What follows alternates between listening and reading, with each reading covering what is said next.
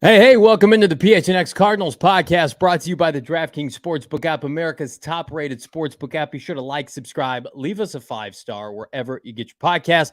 I'm Johnny Venerable, joined as always by Bo Brock. And Bo, we're here on a Wednesday and for some reason have to talk about the kicker situation as it relates to the Arizona Cardinals yet again. And that's because, per your report at Cards Practice today, Matt Ammendola has not been cut. Contrary to that belief, he's been signed to the active roster. What gives?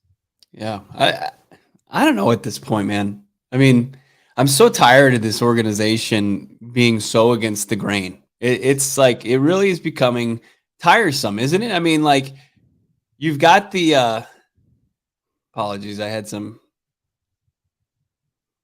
audio playing nowhere. Yeah, I had the Roots playing in the background on my computer. But I mean, I don't know what the hell's going on with this team. Why they Kliff Kingsbury tells us in the press conference, we see Matt Ammendola make kicks in practice all the time, but it's like the guy hasn't made kicks in actual games his entire career, dating back to his college days at Oklahoma State.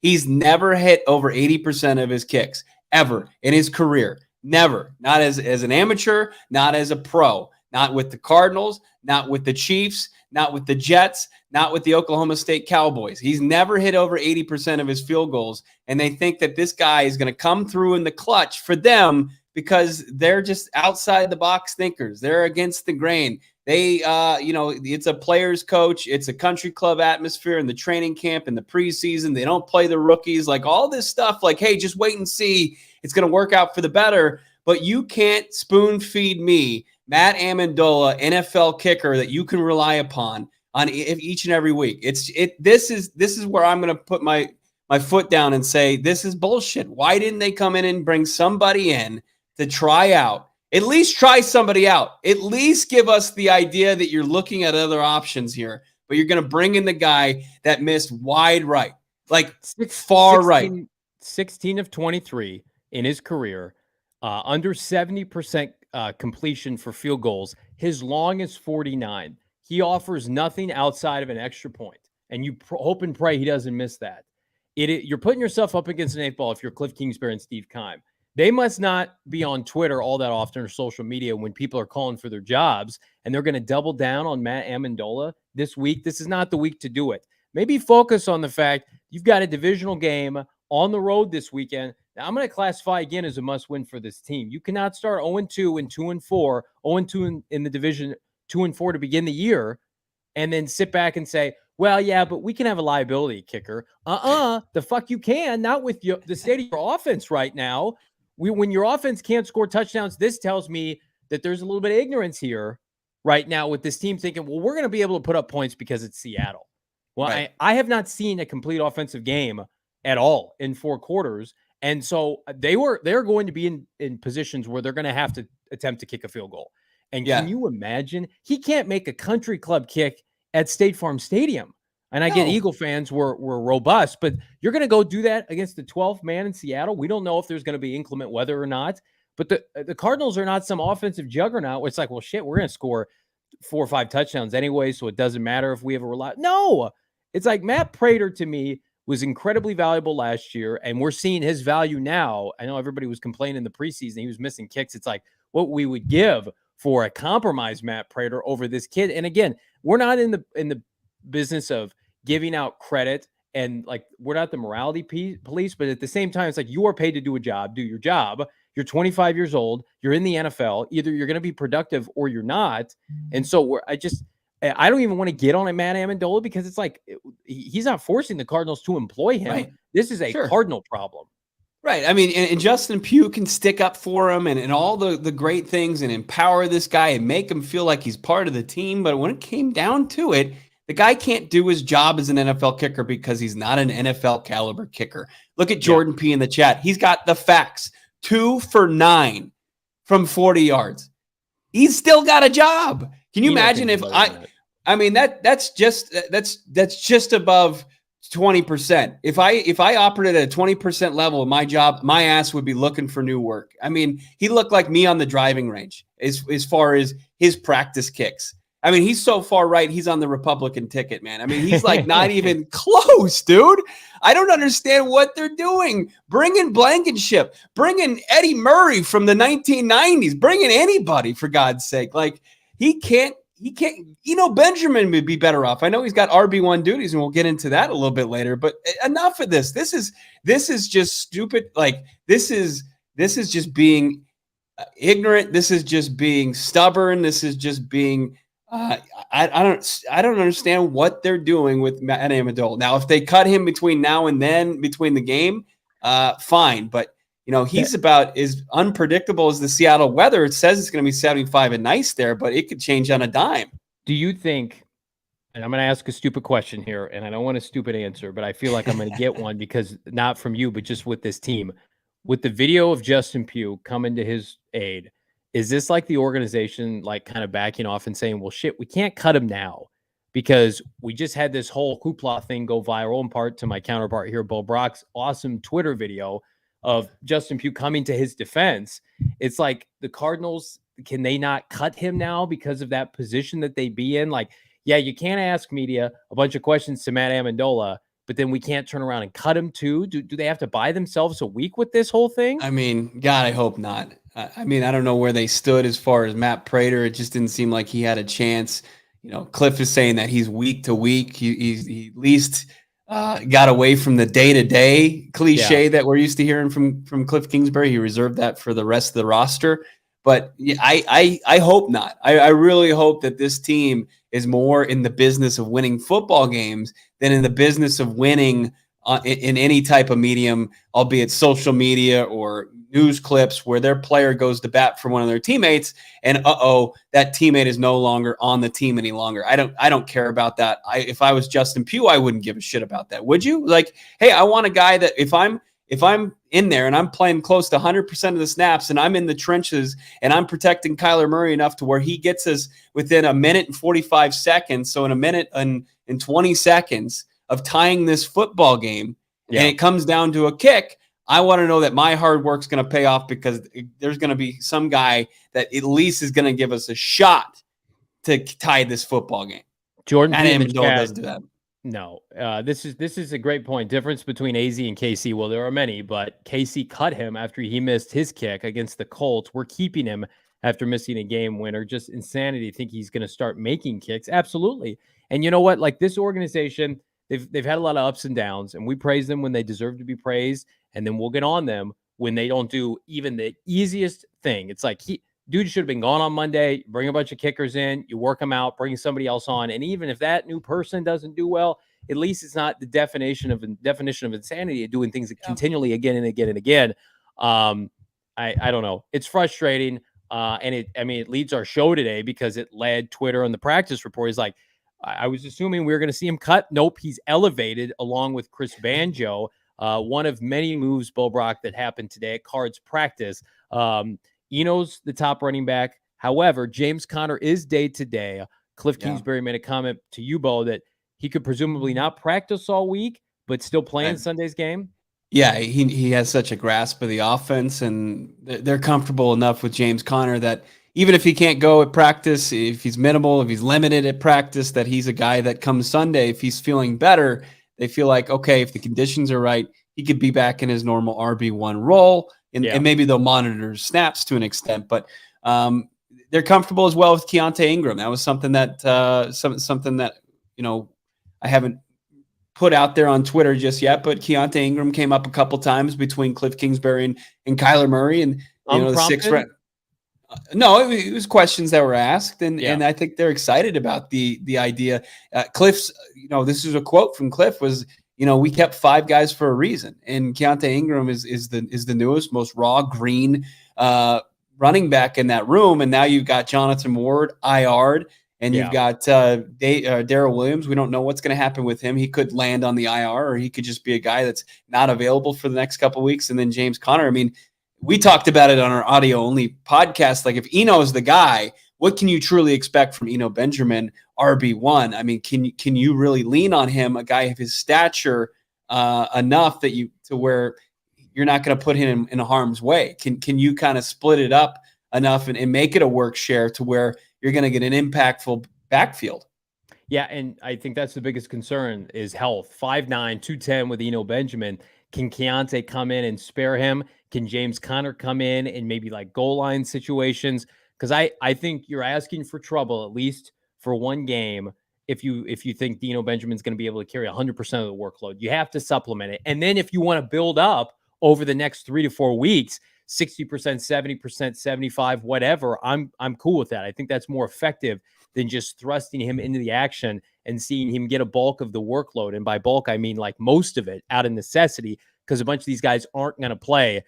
I would be interested to see with Keontae Ingram, is he ready to go from a pass protection standpoint? Because that's really, I know he can run the football. We saw it in the preseason. He can catch the football out of the backfield, but just from a protection standpoint, can he step up and get in the linebacker's face? Eno Benjamin did a nice job of that last week.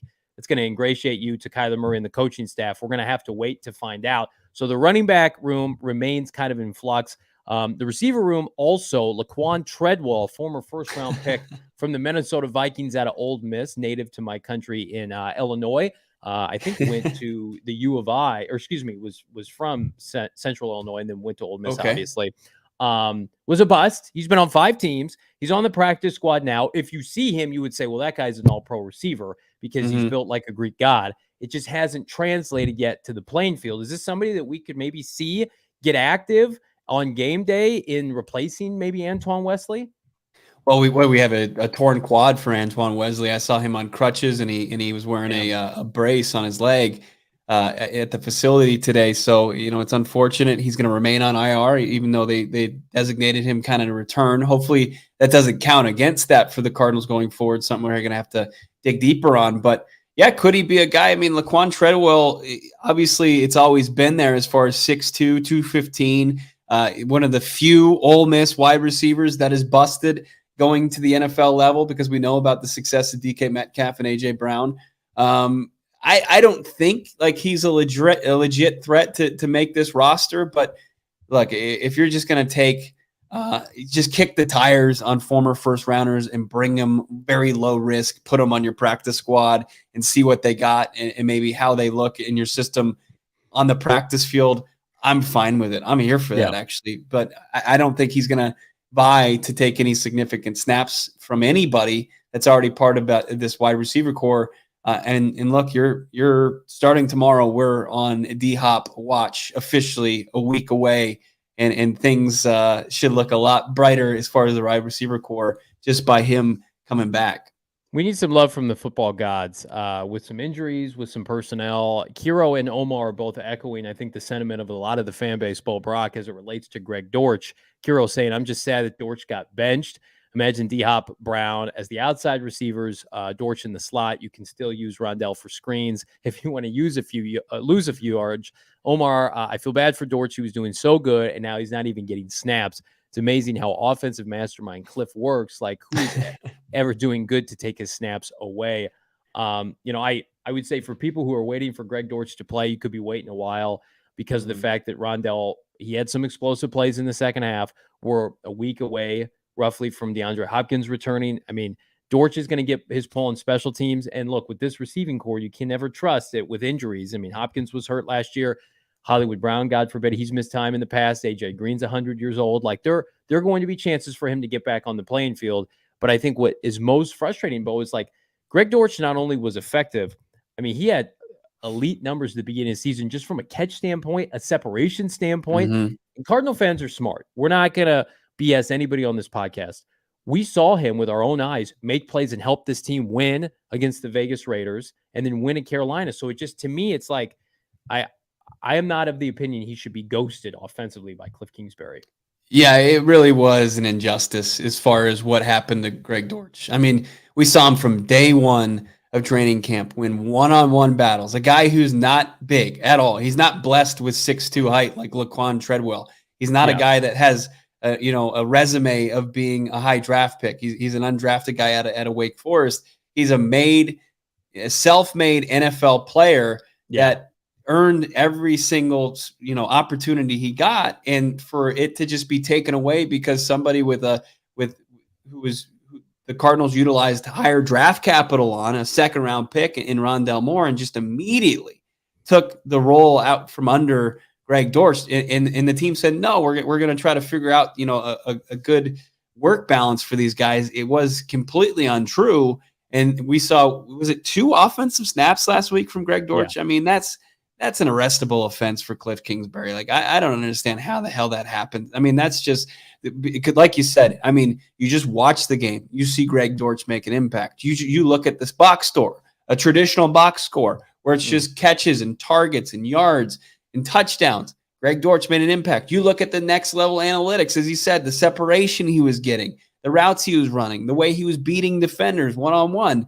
It just is a complete, just head-scratching injustice for Dortch. And, Rondale Moore, if it's second half Rondale Moore, look, okay, I get that's tough to argue with. But the first game and a half of Rondale Moore, and they were force-feeding him the ball like they did kind of at the end of last season, and it was coming at, it was killing drives. I don't understand it. It's another one of those things where it's just like against the grain. It's like you guys are shooting yourselves in the foot. You can't get out of your own way when you have guys earning opportunities and then you taking them away from players who didn't deserve to have them taken away. And then you're giving opportunities to guys, Matt Ammendola, that didn't perform or do their job for a second consecutive week. It's just. But Matt Ammendola, Kliff, Bo, was a captain at Texas Tech. Not sure if anybody knows this or not. So, kudos to him for Danny Amendola? No. What's his name? Matt Ammendola. Wasn't he a captain at Texas Tech? No, he played at Oklahoma State. Danny Amendola, now the wide receiver. Maybe he's a captain for that game against Texas Tech. I don't know. I tried to look up information on Matt Ammendola today. I literally does he have one of those? It's never good when he's got like a blurb for a Wikipedia page. That's very telling for these players. I'll tell you what, though, like when I just tweeted out the report that the Cardinals were signing Matt Ammendola to the roster after the debacle that was on Sunday, everybody in the chat, some of your names will show up here. Every quote tweeted like this, E-Rock HD with the old Michael Scott. Nope, I don't like that quote tweet of just the report. We got Tanner Thomas just saying straight up just shit. Brian, who's always in the chat here, is just like, why? And what the WTF is this? Just on the report, guys are just killing it. Joanna, Cards fan, great Cards fan out there, very active on social media. Just to hide the pain, she's got the stock photo, old guy, just a very painful smile going on. And then I think we got one more producer, Emma. Yeah, we got Luke Skywalker, just from D-backs fan 223. No, it can't be. So for those who don't follow Bo on Twitter, first of all, what are you doing? Secondly, I pulled a screen capture of the quote tweets that you had from that. You had 7 retweets at the time I took this, 45 quote tweets. So if that, I'm guessing most of those 45 quote tweets are not positive, unless they're from his family. Maybe they're active on Twitter. If they are, please get off of Twitter. You should get off Twitter and get on the Game Time app. It is flipping fantastic. Let me tell you right now, got the old man visiting me here in Arizona, and he wants to go to the Saints game in a week's time. And we're going to check out the Game Time app to be able to dabble and see if we can score him some tickets. And he may even dabble on Underdog Fantasy as well, Bo Brock. Underdog Fantasy, it's the hottest new fantasy sports app. We play it every weekend at the PHNX headquarters in downtown Phoenix. Over-unders on your favorite players, right? You can do individual mini session games with your friends and family. Complete one-offs. Like, I am slowly becoming not a full fantasy football season guy because I've got guys like James Conner who are letting me down. I've got guys like Darren Waller. This is great. With this, you can just dabble on Underdog every day and then move on. Have a brand new team. You can search in the App Store, click on the link in the show notes, sign up, Bo Brock, with promo code PHNX. Underdog will double your first deposit up to 100%. I don't know what Matt Amendola's lower or higher on field goals is, but I'm going lower. Automatically Underdog. Hopefully I'll be a big fat winner. And if not, I pulled the reverse jinx for all Cardinals fans. I'm a hero. But also, we're heroes for bringing you guys 4 Peaks each and every day. We talk about 4 Peaks. We love it. I would be talking about 4 Peaks even if it weren't for our partnership. It's delicious, nice, cold 4 Peaks brew. I'm here for it. Wow, how about a pumpkin porter? It's only around for the next couple of weeks until Halloween hits, and then it's gone. And you got yourself, if you're an IPA guy, if you're an ale, if you whatever tickles your fancy as far as a beer drinker, Four Peaks has got it. Also, they got a great menu if you go check them out on 8th Street in Tempe. And also, they just got a great atmosphere. We got great viewing parties going on and definitely a ton of events headed your way. Stay tuned for those. You got to be 21 years or older. And, of course, drink responsibly when enjoying some Four Peaks brew. We're enjoying this show. We're enjoying your comments. Keep them coming. Be sure to like this video on the old YouTube. Help spread that sweet, sweet algorithm. Subscribe to PHNX Sports on YouTube. And it's a blessed day. Week from tomorrow, DeAndre Hopkins is going to play football for this franchise again. I was on Instagram way too late last night. Bo Brock happened to pull this video from old D-Hop's Insta story. He was a feverish poster last night, posting workouts left and right. Emma, do we have the old D-Hop video from there? It is. I can't tell you where this was because I don't know. He's got himself in the lab on turf. He was in the weight room, dead hanging, catching passes. Looks like he's in phenomenal shape. He was a dominant player in training camp. I mean, of course he's DeAndre Hopkins. Anybody who's concerned about a drop-off after the PED ding, his age, look at, he's out there, sundown, bedtime. He's getting his work in. I mean, it's the lift this franchise needs. It's the lift that this fan base needs right now. Yeah, it can't come soon enough. And with the slow starts from this offense, you and I have gone on record that with this last chance, you're hoping that Kliff and this offense can at least put together one game without DeAndre Hopkins in the lineup. God forbid that happens. Where they put up some points. They score more than 21 points, which is their average, dating back to last season. DeAndre Hopkins, though, is ready to hit the ground running. And look, there's going to be rust of a guy who hasn't played since, last November, Johnny? Yeah. Is that right? And consistently before that. Thank you. Yeah, is that in Tempe? So DeAndre Hopkins, I saw him too in the locker room. He looks thicker than usual. He looks buff. So he's been putting on some weight. Kyler talked about the size of his hands. He's wearing those XL receiving gloves. He's a guy that, the ball goes up and it comes down. Hopefully he doesn't have any rust. I mean, DeAndre Hopkins is just one of those guys that you've been able to rely upon all of his career. We haven't had to see this type of DeAndre Hopkins really come back after such a layoff. Hopefully there isn't like any kind of rust to knock off for him. But I anticipate him, hitting the ground running as being wide receiver one, being elite. Hollywood Brown talked about today how excited he is and how he texts DeAndre Hopkins after each and every game. Those are two guys that are chomping at the bit to play together. And, Hollywood's never played with a guy the caliber of DeAndre Hopkins. To think about the opportunities that he's going to get coverage-wise, it's sick to think about. Ian Keller brings up a good point, Bo. I know you and I have talked about this. Like, that knee's looking good. Maybe it's a blessing in disguise. Like, he banged up his knee at the end of last year. Remember, we were trying to rush him back before the playoff game, and there was a kind of a report out, a BS report that maybe he would play in that playoff game against the Rams. And of course, he was still on crutches. He had, major surgery, and he did look good in training camp. He looked good all off season, but you just gave him more time now to get his rest and get right. And I mean, I think he'll pick up where he left off. This is his third year in the system. He and Kyler Murray have an impeccable relationship, their rapport. And you just mentioned it, like Hollywood Brown, it's not a hyperbole to say, is playing the best football of his career. So you get a guy who gives Steve Keim credit. I know nobody wants to do this on Twitter. And again, we're critical of old Steve Keim on this podcast.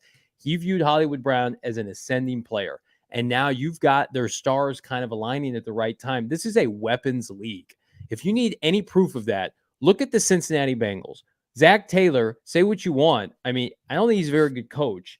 A lot of people put him in Kliff Kingsbury's category. I think Kliff's won more in a harder division. Zach Taylor, outside of the Super Bowl year, they've been terrible. But they went to the Super Bowl last year because they had an elite receiving core. And, Bo, you and I have talked about this ad nauseum. It's a weapons league. That's why I don't think we're overly concerned about what's happening at running back. Not that it's an interchangeable position, but there's a reason. How many receivers went in the first round of the NFL draft this year? Like 7, right? It's the reason why the Packers look inept. They don't have Devontae Adams. They've got guys C+ receivers. The Cardinals are going to have two very different but same level A receivers. I think Hollywood Brown's an A. DeAndre Hopkins is sure as hell is an A. And then God forbid we unlock some, Rondale Moore's second and third gear in this offense. This is why I've come back to the fact that as bad as it's been at times offensively, and it's been bad, and somehow they're still like 15th in total offense based on like yardage alone. They're not converting in the red zone, obviously, but you win this game Sunday. You're starting with a fresh slate with two immensely talented receivers and your quarterback, knock on wood, presumably healthy and pissed off. You have a chance to take over the second and third quarter of the NFL season, but you got to win first Sunday. And I don't think we can emphasize how big of an addition this is going to be, considering how well Hollywood's playing. If Hollywood wasn't playing well and he was banged up and he just didn't look right, I think people would be putting more ownership on D-Hop returning to save this team, but also it would be kind of just like, yeah, well, this team's kind of dead in the water anyway. We see glimpses with this offense. Do you think this offense is close, Bo Brock, like close even more so than with D-Hop returning? I mean, you could just see it last Sunday. You saw that this offense is close to breaking out, but I feel like it's been in that mode for far too long. Like there's the mix of poor play calling and lack of execution is lingered for far too long, and sometimes that comes with you don't have the horses, right?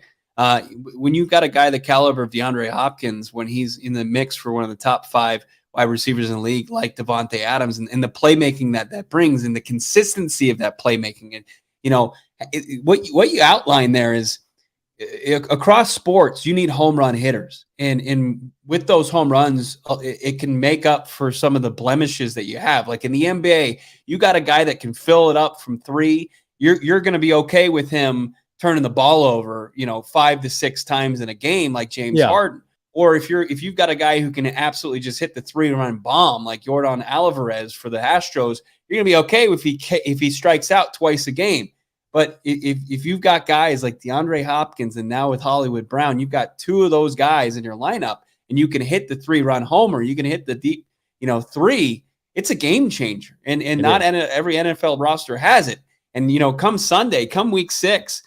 This is a huge week for New Orleans. I mean, Marshawn Lattimore ended up on their injury report. If he's a guy that can't play this week, it's going to be a question of whether he can play Thursday Night Football too. If they're down their best corner, this is going to be huge for the Arizona Cardinals and their offense. And they could parlay, in the next 9 days, they could string together 2 solid offensive performances. But that has to happen in order for this to even be worth talking about. Cardinals are favored in each of the next 2 games. That has not happened in some time. It's a real thing, and you could be turning around, and it's not a huge favor. I think they're favored by 2 and then 2.5 against the Saints. But you're right. Like these are erasers. These are game changers. These are, as somebody put in the chat, Hopkins is somebody defenses have to game plan around. And I was listening to Jalen Hurts and company as they prep for Dallas this weekend, and they were talking about how Micah Parsons, they have to account for him. I'm like, oh, it's shitty. The Cardinals don't really have anybody on defense like that. But on offense, they could have as many as 3 with Kyler, D-Hop, and Hollywood. That's your ace. That's what the team thought that would be their strength when they made the Hollywood trade. They thought they were going to be offensive juggernaut. There is still time to do that. I want to remind everybody, there's still time right now to dabble on DraftKings. New customers can bet just $5 on any team to win.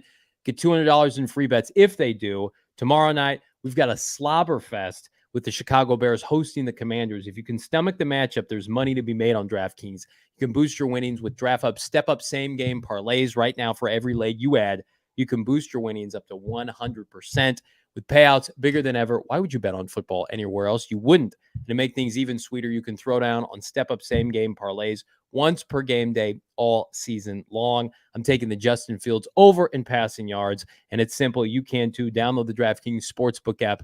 Use that promo code PHNX. That's promo code PHNX on DraftKings Sportsbook. Minimum age and eligibility restrictions apply. See those show notes for details, Bo.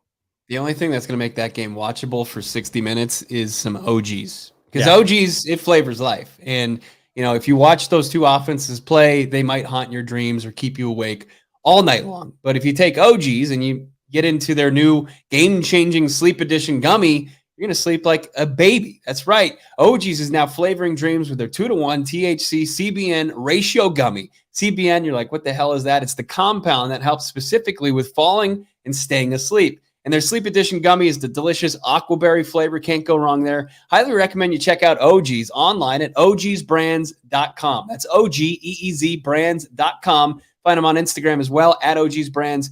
Find their products, your local dispensary, if you like to go shopping in the brick and mortar stores. and you also got to be 21 years or older to purchase. So, Bo, yesterday on our audio-only podcast, we dabbled a little bit in the trade market. I want to continue that conversation now with the fans, with the PHNX faithful in the chat. Cardinals are last in the NFL in sacks forced. And most of the sacks that they do have come from their defensive tackles, Zach Allen, J.J. Watt. The only outside linebacker, true edge rusher this team has a sack from is Dennis Gardeck. Devon Kennard, no sacks. Marcus Golden. We saw a little bit of Myjai Sanders last week. Cameron Thomas is always active, but he doesn't play much. So we're going to play a little game, and I'm going to ask everybody in the chat right now to put in your preferred edge rusher that the Arizona Cardinals should target. And it's perfect timing, Bo, because tomorrow night on Thursday Night Football, we get to see Robert Quinn versus Daron Payne and Montez Sweat, all three of which could be moved here in the next 3 weeks. Yeah, I mean, Daron Payne was somebody that you and I were kind of pounding the table for a couple of weeks ago just because of what he brings to the interior of that defensive line. He's a run stopper, and Washington's that's the only thing they can hang their hat on. Yeah, Daron Payne would be a great addition. But, to your point, most of the pressure has actually just been coming from the interior of the Arizona Cardinals defensive line.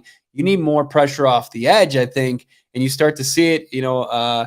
One of our guys in the chat was at Venezuela, said that Valenzuela was saying, Brian Burns. Joel Valenzuela was saying Brian Burns, and it's a name that we've seen trending on Twitter.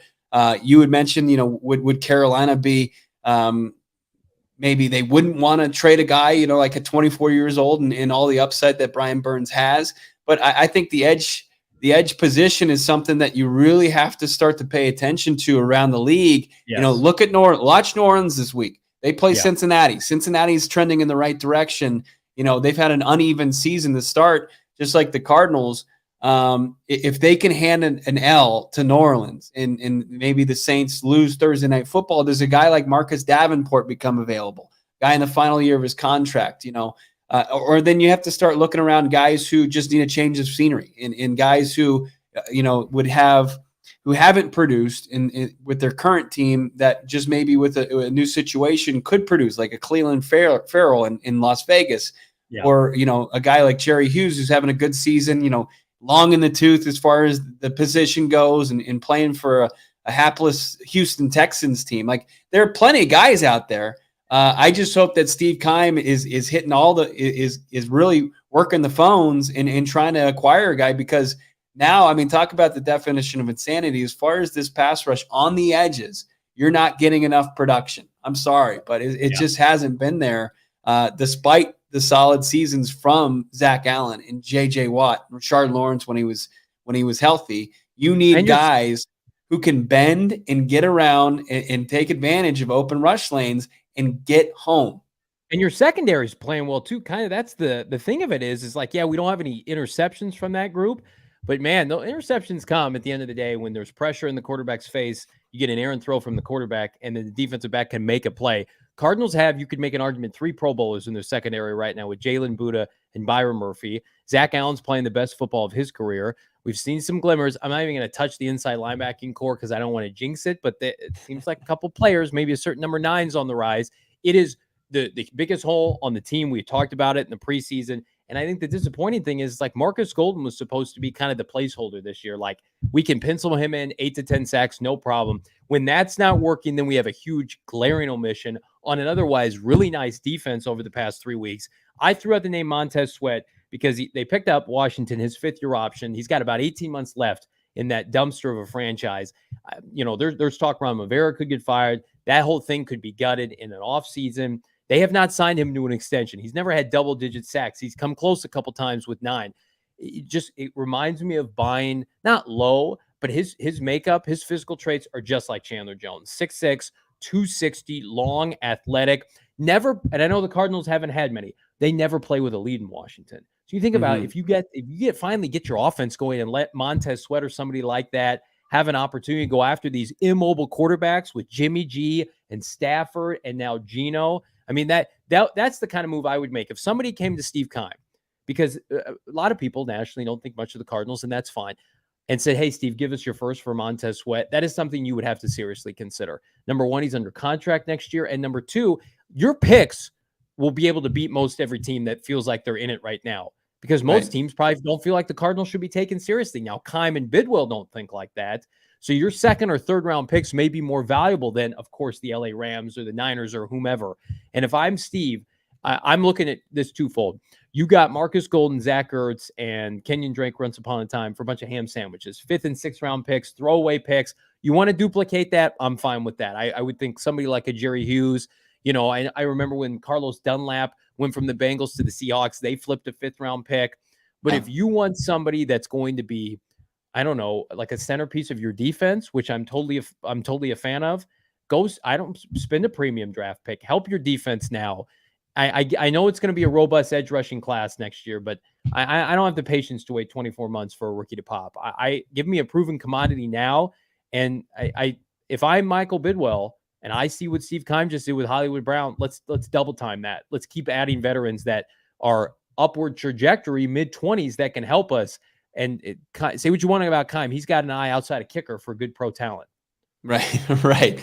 I like Omar saying Robert Quinn. Let's keep tabs on Robert Quinn, and that's another guy that's playing tomorrow for the Bears on Thursday Night Football. Like the Bears kind of overplayed their hand with that? By the way, no sacks this year.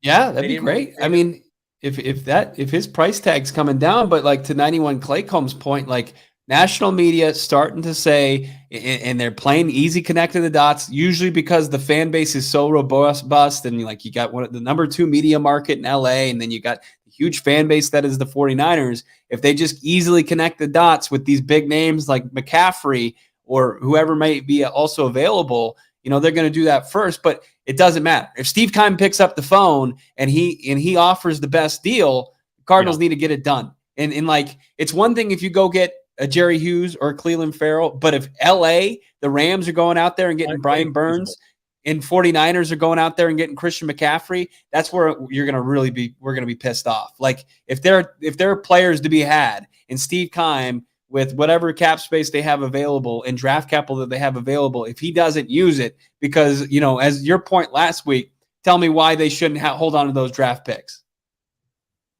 Why?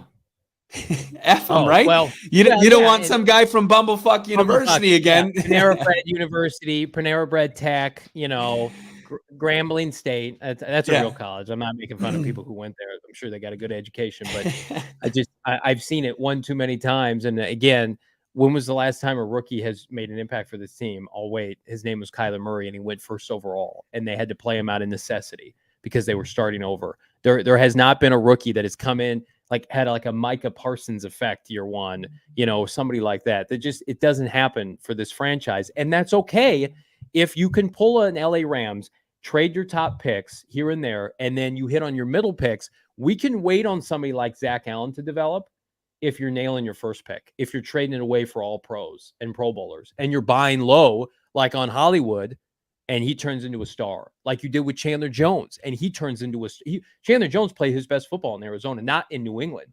If you want to do that, Steve Keim, I'm all for that. Then you can say, okay, then I'll use my mid-round picks on Maji and Cameron. We'll let them get, a couple of years under their belt. I can't watch another first-round pick not play snaps. And that's why I'm loving what I'm seeing from Hollywood right now, because George Karlaftis, is he playing for this team right now? Is Jermaine Johnson playing for this team right now? Those are the names that we were discussing. Trent McDuffie. I mean, those guys are probably playing 25, 30% of the snaps. Hollywood is 6th in the NFL in the receiving yards. Marcus said, Johnny gave me my scholarship to Panera University. Now I'm feeling like it's not all crapped up to be. Hey, great muffin tops, chocolate chip muffin tops. You guys do great work there. Hey, I had some Panera today. It's right by the facility. I made I designed my own pick too. Got that walnut chicken salad Sammy, and what's the squash soup? My God, game changer. Squash. It's fantastic. We're not sponsored by Panera. They should sponsor this show. Everybody be sure to like this YouTube video. We're going to be talking about the trade deadline consistently here for the next 3 weeks, because it's coming fast and furious. And if you're Steve Keim, you got to give your locker room a chance to just breathe a little bit. And everybody in that locker room knows, like, there's no one-on-one pass rusher at outside linebacker that can win right now. There just isn't. Like, we have hope at receiver because we've seen guys do it. The offensive line, when they're fully healthy, great group of players. Kyler Murray, the secondary is blossoming. Zach Allen, everything's working out, right? But you don't have the guy at pass rusher. You either have him or you don't, and they don't have him.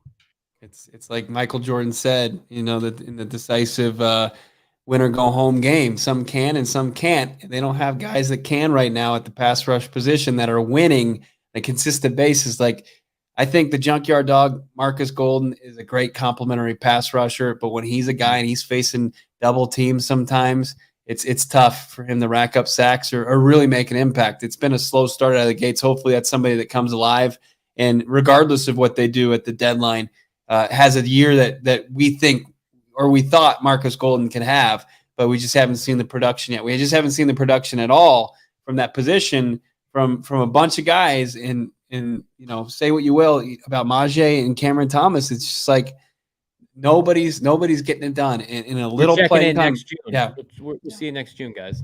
Right. Exactly. How much is it Keim picks the wrong player versus the Cardinals can't develop talent, Bo?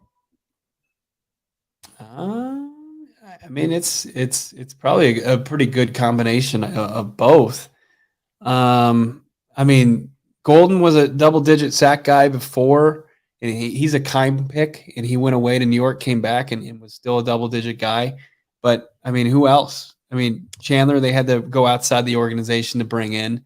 And then, really where he's thrived is finding and kicking the tires on vets and seeing what they have left in the tank, and them having at least one more good year, like a Jonathan Abraham. Haven't seen it really as far as drafting and developing those guys. Not a really pass rusher. No, he can draft defensive backs. He drafted Byron and Marco and Tyron and Buddha and Jalen. Like they're whomever's scouting their defensive backs probably deserves a raise. But they're inside linebackers, right? They're pass rushers. It's just when it was interesting. We talked to Buddha today, and Buddha Baker and Jalen Thompson, both of them, and they had talked about getting their opportunities on safety blitzes, and we know that Vance likes to dial up exotic looks sometimes, and those guys certainly get their opportunities, right? And they're basically instructed not to get the guy on the turf, like they're going for the ball. Yeah. And I don't know if, and Vance said it last week too. It was kind of an infamous saying, saying that they don't care about sacks. They want to create turnovers, but still, I don't think we're seeing those at a high enough degree to where we're satisfied. Like if they were getting, and we're seeing the ball get on the turf, or they were getting a certain more, their hands on more footballs as far as interceptions, we'd be fully content with, this pass rush not getting sacks as much as the rest of the league. It's frustrating because you have something in Chandler Jones for so long and you take it for granted. And unfortunately for Chandler, he was racking up 15 plus sacks a year for bad teams. And now it's like, hey, we have this team that we feel like is going to be pretty good. We're just missing a pass rusher, and now he's gone. And that looks like that was the right decision. No sacks in 5 games. Let me say this. I mean, it's one thing to be right about Chandler Jones moving off of him and not signing him to the big deal, but not to have a contingency plan. Not to have a plan B or an A plan to where like, okay, we're not going to pay Chandler Jones. We expect him to leave. What's our next? What are we doing? And I think Dennis Gardeck was their contingency plan. I guess that's a bad plan. I mean, it is a bad plan. 3-year contract in March. Remember how quickly Dennis Gardeck got re-signed for this team? Yeah. That to me tells me that it's frustrating. Yeah, that ain't special teams money. I mean, that's pass rush money. And he's been playing in coverage a lot. He has not been rushing the passer. He's a specialist. He's like your lefty specialist. He has a role, right? But he is not your 3-down alpha pass rusher. They don't have that guy. What you should get, though, pick up yourself a bottle of water. Get hydrated. I've been in the desert for about 2 years. It is so flipping hot still. I love it, but I got to remember to hydrate, keep my kids, my wife hydrated. We keep water on us at all times. If you want to learn more about staying happy and healthy with water here in the desert in Arizona, visit azhealth.gov for more information.